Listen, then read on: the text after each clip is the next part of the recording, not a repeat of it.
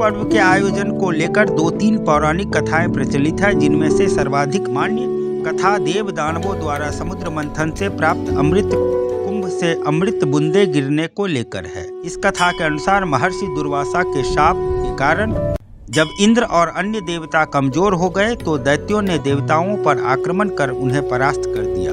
तब सब देवता मिलकर भगवान विष्णु के पास गए और उन्हें सारा वृतांत सुनाया। तब भगवान विष्णु ने उन्हें दैत्यों के साथ मिलकर क्षीर सागर का मंथन करके अमृत निकालने की सलाह दी।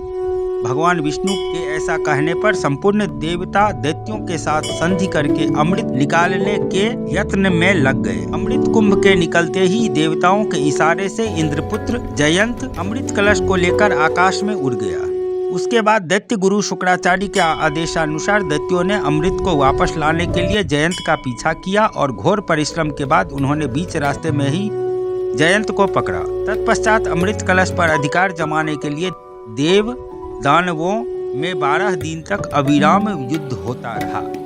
इस परस्पर मारकाट के दौरान पृथ्वी के 4 स्थानों प्रयाग, हरिद्वार, उज्जैन, नासिक कलश से अमृत बूंदे गिरी थी। उस समय चंद्रमा ने घट से प्रश्रवण होने से, सूर्य ने घट फूटने से, गुरु ने दैत्यों के अपहरण से एवं शनि ने देवेंद्र के भय से घट की रक्षा की। कलह शांत करने के लिए भगवान ने मोहिनी रूप धारण किया, यथाधिकार सबको अमृत बांटकर पिला दिया। इस प्रकार देव दानव युद्ध का अंत किया गया। अमृत प्राप्ति के लिए देव दानवों में परस्पर 12 दिन तक निरंतर युद्ध हुआ था। देवताओं के 12 दिन मनुष्यों के 12 वर्ष के तुल्य होते हैं, अतएव कुंभ भी 12 वर्ष के बाद होते हैं।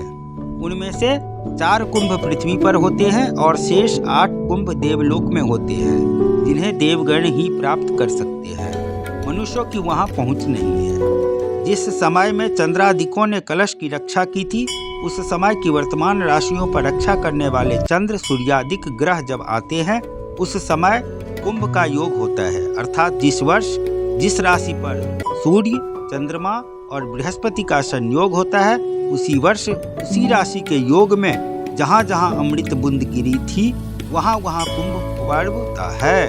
साल 2025 में कब लगने जा रहा है महाकुंभ? जानिए क्यों करना पड़ता है 12 साल का इंतजार। ऐसा कहा जाता है कि महाकुंभ में स्नान करने मात्र से व्यक्ति के समस्त पाप धुल जाते हैं और उसे जन्म व मृत्यु के चक्र से मुक्ति मिलती है। इसकी शुरुआत मकर संक्रांति के साथ होती है और इसका समापन महाशिवरात्रि के दिन होता है। ऐसे में चलिए जानते हैं कि साल 2025 में कुंभ मेला कब लगने जा रहा है। हिंदू धर्म में कुंभ मेले को बहुत ही खास माना जाता है। कुंभ की भव्यता और मान्यता का अंदाजा आप इसी बात से लगा सकते हैं कि कुंभ में स्नान करने के लिए लाखों करोड़ों श्रद्धालुओं की भीड़ जुटती है। अगला महाकुंभ प्रयागराज इलाहाबाद में आयोजित होने जा रहा है। इसका आयोजन केवल सिर्फ प्रयागराज, हरिद्वार, उज्जैन और नासिक में ही होता है। आखिर जानना चाहते हैं क्यों लगता है महाकुंभ? महाकुंभ की पौराणिक कथा समुद्र मंथन से जुड़ी हुई है। कथा के अनुसार जब एक बार राक्षसों और देवताओं के बीच समुद्र मंथन हुआ तो इस दौरान मंथन से निकले सभी रत्नों को आपस में बांटने का फैसला हुआ। सभी रत्न को राक्षसों और देवताओं ने अपनी सहमति से बांट लिए, लेकिन इस दौरान निकले अमृत के लिए दोनों पक्षों के बीच युद्ध छिड़ गया। ऐसे में असुरों ने अमृत को बचाने के लिए भगवान विष्णु ने अमृत का पात्र अपने वाहन गरुड़ को दे दिया। असुरों ने जब देखा कि अमृत गरुड़ के पास है तो वह इसे छीनने का प्रयास करने लगे। इस छीना झपटी में अमृत की कुछ बूंदें धरती की 4 जगहों पर यानी प्रयागराज, हरिद्वार, उज्जैन और नासिक में गिरी। जहाँ जहाँ यह बूंदें गिरी थी, आज वहीं पर 12 सालों के अंतराल में कुंभ मेले का आयोजन होता है। इसीलिए 12 साल में होता है। आयोजित समुद्र मंथन के दौरान देवताओं और राक्षसों के बीच अमृत पाने को लेकर 12 दिनों तक लड़ाई चली थी। वही शास्त्रों के अनुसार देवताओं के 12 दिन मनुष्य के 12 वर्षों के समान होते हैं। इसलिए महापर्व कुंभ प्रत्येक स्थल पर 12 वर्ष बाद लगता है। वहीं 12 साल में कुंभ लगने का एक कारण बृहस्पति ग्रह की गति को भी माना जाता है, जो इस प्रकार है। जब बृहस्पति ग्रह वृषभ राशि में हो और इस दौरान सूर्य देव मकर राशि में आते हैं तो कुंभ मेले का आयोजन प्रयागराज में होता है। इसी तरह जब बृहस्पति कुंभ राशि में हों और इस दौरान सूर्य देव मेष राशि में आते हैं तो कुंभ आयोजन हरिद्वार में होता है।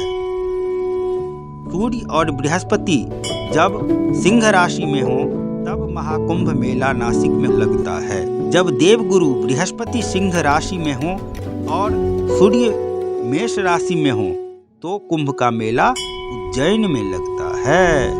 धन्यवाद। हर हर गंगे हर हर गंगे नमः पार्वती पतये हर हर महादेव। ओम नमः शिवाय। ओम शिवार्पणमस्तु।